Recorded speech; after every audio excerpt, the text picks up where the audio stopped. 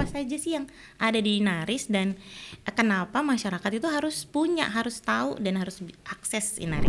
Kalau di Inaris Web itu utamanya di situ kan hasil kajian risiko bencana ya, meliputi data bahaya, terus data kerentanan dan juga kapasitas.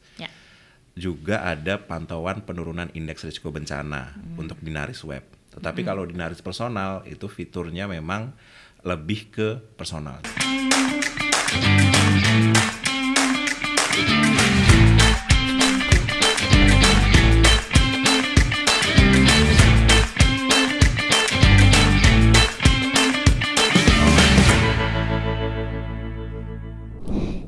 Apa kabar sahabat tangguh? Kembali lagi bersama saya Lia Agustina di Podcast BNPB.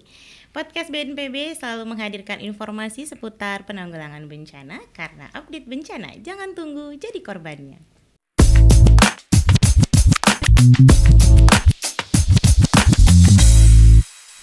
Update bencana jangan tunggu ya sahabat tangguh dari korbannya, karena ini kita juga harus update apa saja sih yang kita harus tahu mengenai kejadian bencana, potensi bencana di sekitar kita. Nah, BNPB dalam waktu dekat ini akan mengadakan kegiatan Rakornas Penanggulangan Bencana. Ini sebentar lagi nih sahabat tangguh, dan salah satu yang akan dibahas adalah teknologi inovasi dalam penanggulangan bencana. Nah, BNPB ini juga punya nih teknologi dan inovasi yang sebagai salah satu gongnya gitu ya, produk unggulannya BNPB, yaitu Inaris. Nah, kita akan bahas apa itu Inaris, kemudian apa manfaatnya bagi penanggulangan bencana di Indonesia. Nah, sudah hadir bersama saya narasumber kita hari ini, yaitu Mas Didik Kurniawan, analis bencana Direktorat Sistem Penanggulangan Bencana. Selamat datang Mas Didik.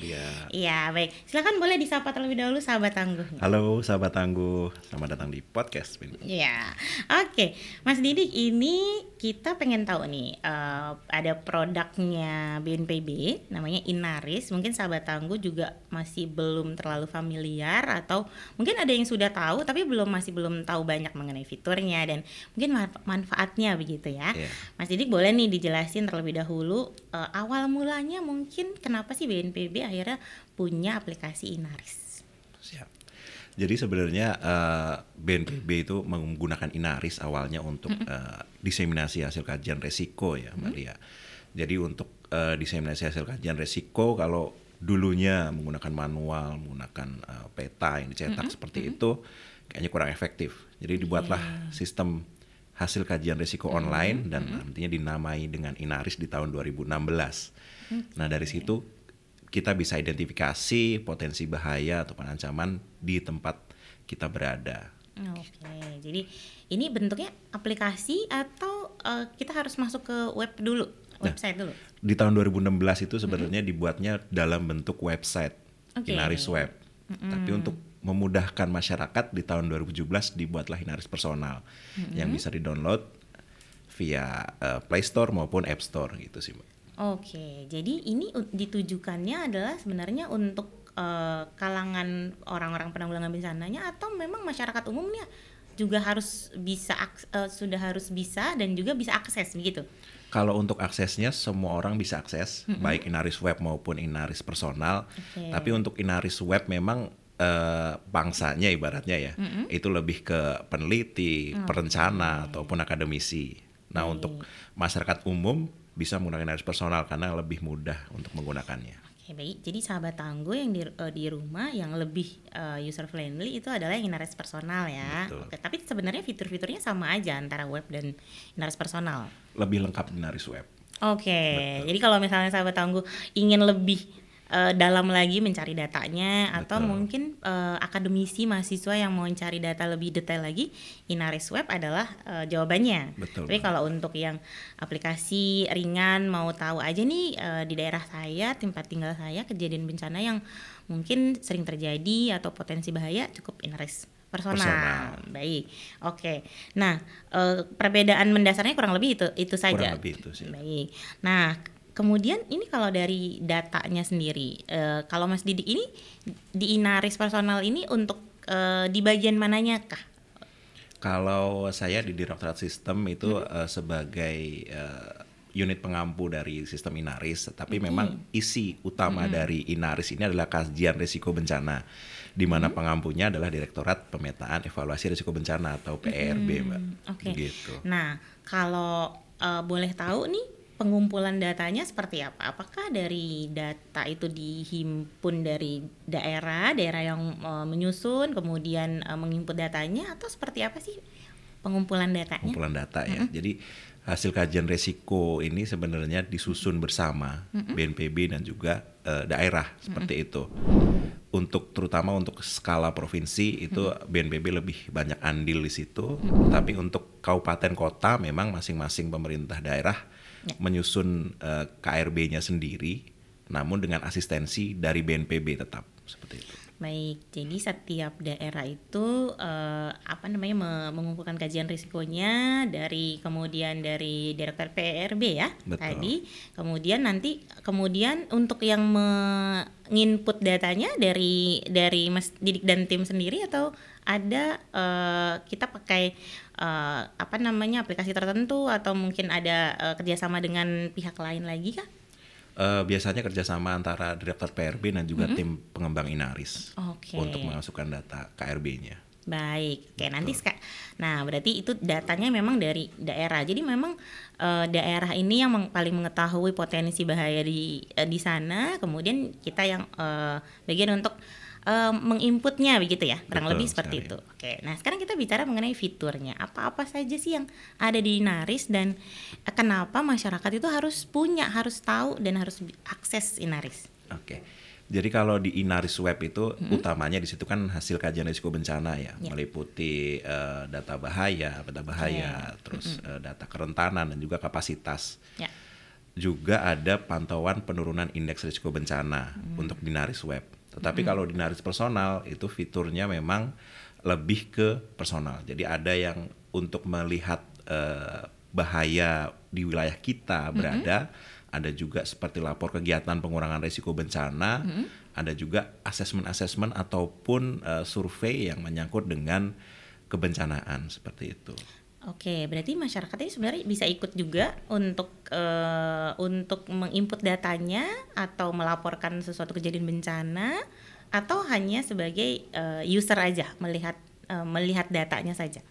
Kalau masyarakat sih lebih ke melaporkan kegiatan pengurangan risiko bencana. Memang bukan kejadian bencana yang diinputkan, karena memang mekanisme respon dari inputan tersebut memang belum ada. Jadi memang hanya sebagai kegiatan pengurangan risiko bencana yang diinputkan. Contohnya seperti apa tuh kegiatan pengurangan risiko bencana? Semisal dari pramuka seperti itu, ada kegiatan misalkan susur sungai ataupun pantauan hutan dan sungai, nah itu bisa diinputkan ke Inaris personal, dan itu bisa ditampilkan di dashboard Inaris web dan bisa diakses oleh semua orang.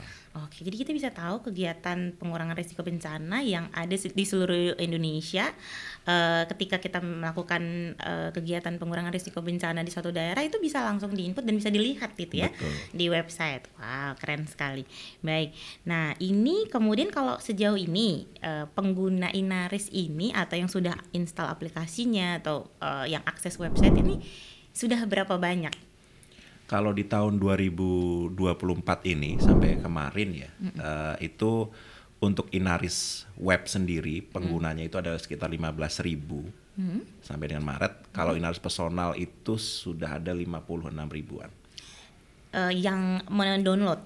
Wah, oke. Baik, jadi ini sekarang kita ada punya tanggung jawab lagi nih bahwa Inaris personal ini untuk lebih lagi disebarluaskan supaya bisa mengurangi potensi risiko bencana. Setidaknya kita tahu dulu ya apa yang bisa terjadi di lingkungan kita.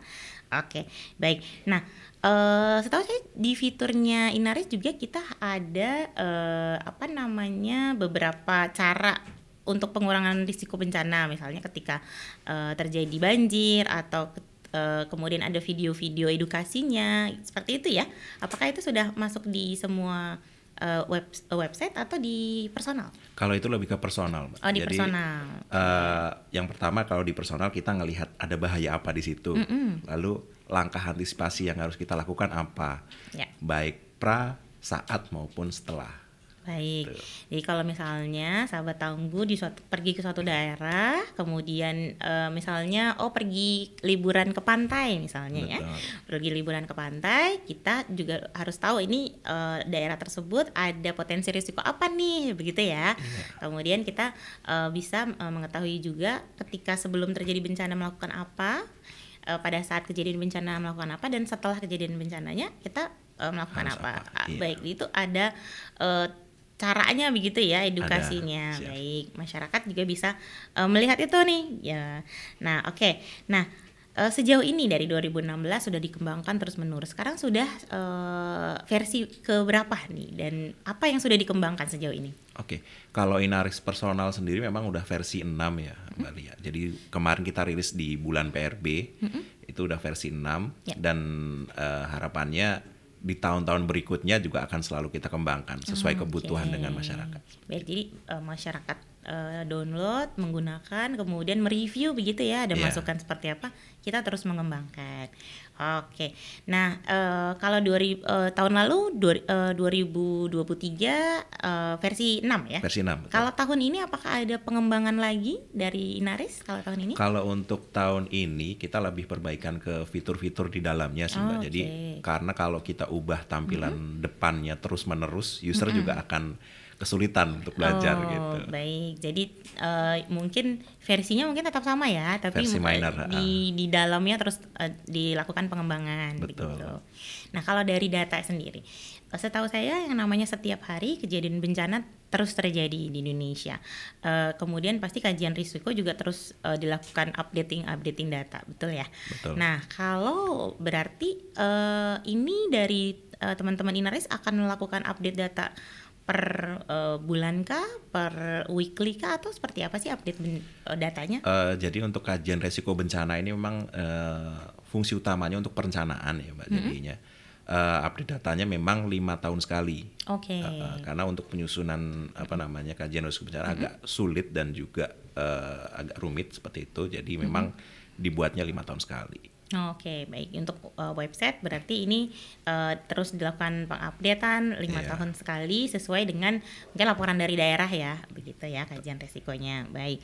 Ada nggak kendala atau hambatan-hambatan nih yang ditemui oleh tim Inaris nih? Apakah ada masukan dari daerah tertentu atau ada ngasih bintang 1 misalnya? Sejauh ini nggak ada ya? Nggak ada ya? Mungkin kalau bintang 1 sih ada ya. Ada. Oke. Biasanya pas Apa sih tuh? Kenapa misal sih? sedang ada gangguan seperti itu, dan kebetulan user pas lagi download nih, pas saat itu gitu, ternyata reviewnya di situ di review jelek seperti itu. Padahal kemungkinan besoknya sudah betul Sudah kembali. bisa. Ih, Oke. Ya janganlah ya. Jangan review jelek ya kan. Kita kan terus melakukan pengembangan gitu ya. Baik. Nah, kalau dari tadi kan ada lintas unit juga ya Inaris ini. Nah, kalau dari lintas dari sektor, misalnya dari kementerian lembaga lain atau mungkin ada yang lain yang digandeng BNPB untuk Inaris ini, siapa aja sih? wah banyak banget tuh. Banyak banget yang nggak bisa disebutkan satu persatu. Jadi di bawah Inaris Web itu di bagian bawah itu ada banyak logo yang berjajar. Nah, yang secara garis besar ada dari PU, ada dari BMKG, ada dari Kementerian Sosial, BPS dan lain-lain, banyak banget. Ya, itu berarti dari segi datanya, kemudian infrastrukturnya semuanya ya. Betul. Oke. Jadi memang Inaris ini tidak berdiri sendiri BNPB gitu ya, tapi Iya. memang ini lintas sektor supaya bisa digunakan juga untuk masyarakat secara luas begitu ya, bukan Betul hanya untuk dalam penanggulangan bencana, tapi juga perencanaan, misalnya dari suatu daerah ingin melakukan pembangunan mungkin infrastruktur, kemudian pembangunan daerah permukiman, bisa dilihat dari Inaris apakah ini bisa nih buat dibangun atau Iya. seperti itu ya. Atau memang kalau terpaksa dibangun, misalkan daerah itu banjir ya, ya bangunannya harus menyesuaikan. Misalkan oke. harus dibuat 2 lantai atau 3 lantai seperti itu. Atau kalau misalnya gempa nih, Iya. kan? Kalau di Indonesia kayaknya yang daerah tidak rawan gempa kayaknya bisa dibilang sedikit sekali gitu ya. Sedikit sekali. Artinya infrastruktur di Indonesia ini harus memang membangun dengan teknologi tahan gempa ya. Betul banget. Baik. Nah, ini juga teknologi tahan gempa ini nanti mungkin ada episode khusus nih ya bahas teknologi tahan gempa. Baik. Nah, kemudian kalau misalnya Inaris terus berkembang, inputan-inputan juga banyak didapatkan dari penggunanya kah, atau kemudian dari mungkin BPBD yang dan pemerintah daerah sebagai pengampu untuk datanya gitu ya, seperti itu. Kemudian kalau dari BNPB sendiri, apa goals-nya sebenarnya? Ini Inaris mau sampai seperti apa? Sehingga memang benar-benar Inaris ini sebagai salah satu teknologi inovasi yang bisa dikatakan untuk resiliensi berkelanjutan masyarakat Indonesianya sampai mana gitu. Ya, sebenarnya goals dari Inaris ini kan menciptakan ketangguhan masyarakat Indonesia ya Mbak ya. Betul. Yang pertama kita bisa meningkatkan kesiapsiagaan masyarakat, minimal tahu dulu di wilayah mereka tinggal itu ada bahaya apa. Ya. Kalau kedepannya sebenarnya Inaris nggak cuma untuk ngelihat bahaya di tempat kita berada, misalkan kita ada rencana mau pergi kemana, kita bisa lihat juga di situ. Dan juga untuk investasi, misalkan sahabat tangguh mau beli rumah atau beli tanah gitu di suatu lokasi, kita lihat di situ ada potensi bahaya apa aja sih di situ, bisa lewat Inaris. Oke. Tapi bukan untuk nakut-nakutin ya. Bukan. Kita mau kemana ya dari bahaya ini gitu ya. Tapi tapi untuk menambah kewaspadaan. Betul mungkin banget. Ya. Baik, seperti itu. Nah, kalau ini untuk di tahun ini apakah ada lagi penambahan fitur dalam waktu dekat, atau ada pengembangan yang dalam waktu dekat ingin dititik beratkan dari teman-teman develop Inaris, atau seperti apa nih untuk tahun ini? Kalau tahun ini belum ada fitur baru sih di Inaris ya Mbak ya, karena memang kita mau perbaiki dulu agar fitur-fitur dalamnya ini lebih mudah digunakan untuk masyarakat. Biar lebih user friendly, Betul. biar makin banyak lagi yang download dan bisa mempergunakan Inaris. Baik. Oke. Nah, kalau ini pertanyaan saya udah habis, ini nggak berasa ya. Kita sudah sudah selesai. Tapi terakhir nih boleh Mas Didi untuk ajak sahabat tangguh untuk menggunakan Inaris personal, cara downloadnya seperti apa, kemudian pengaplikasiannya seperti apa, cara untuk kita mengetahui daerah tempat tinggal atau daerah kita mau bertuju itu gimana caranya untuk bisa mengetahui bahaya apa yang di sekitarnya. Boleh, silakan. Cara paling gampang sih sahabat tangguh bisa download Inaris personal baik melalui Play Store maupun App Store. Nah, caranya setelah diinstal dicek bahayanya. Jadi slogannya kenali ancamannya, kurangi resikonya. Oke, baik. Kenali ancamannya, kurangi risikonya. Itulah Inaris personal ya kalau untuk di download. Nah, kalau untuk websitenya sendiri boleh disebutin alamat websitenya. Kalau Inaris website, misal sahabat tangguh ingin melakukan kajian lebih lanjut, bisa diakses di https inaris.bnpb.go.id. Oke, itu dia. Nanti akan muncul di bawahnya untuk alamat situsnya. Jadi jangan sampai salah, karena di situ kita bisa mengetahui untuk teman-teman dari misalnya studi untuk data kejadian bencana itu banyak sekali ya. Betul. Yang nanya tinggal buka aja Inaris website kita ya, nggak usah bingung-bingung lagi, dan tidak dikenakan biaya apa-apa ya. Bahkan gratis, gitu. Tidak menggunakan user login. Nggak perlu login-loginan gitu. Bisa diakses di mana saja gitu ya. Cuman butuh pulsa mungkin ya. Iya. Baik. Kalau gitu baik. Mungkin ada lagi Mas Didik yang ingin ditambahkan? Apakah untuk nanti ini bentar lagi kan kita mau rakornas nih ya. Kita mau rakornas, kita akan membahas dengan tema teknologi inovasi ini. Kira-kira apa yang boleh disampaikan sahabat tangguh untuk ajakan memeriahkan rakornas kita nih yang bentar lagi akan kita gelar. Boleh. Oke.